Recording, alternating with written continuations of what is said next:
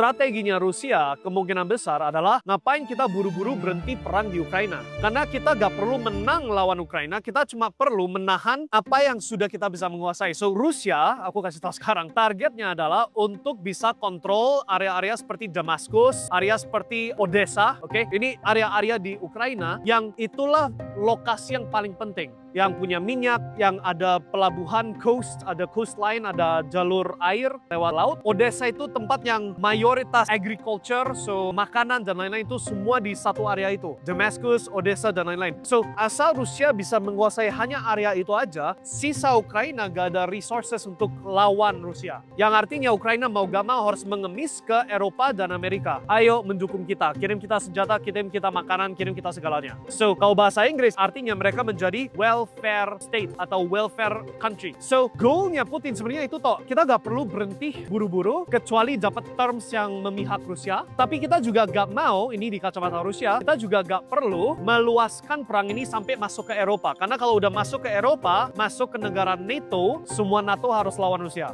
Jadi kita gak mau ekspansi, tapi gak mau juga deal apa-apa kalau gak sangat memihak Rusia.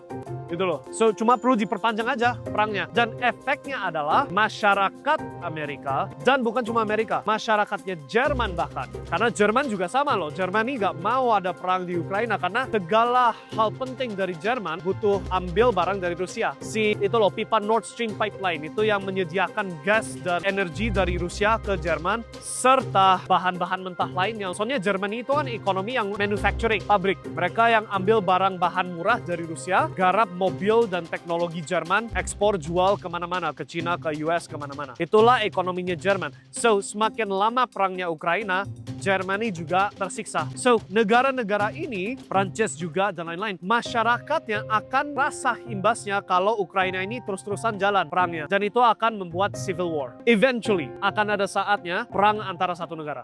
Right? Nah, di saat itu terjadi, bisa kebayang nggak?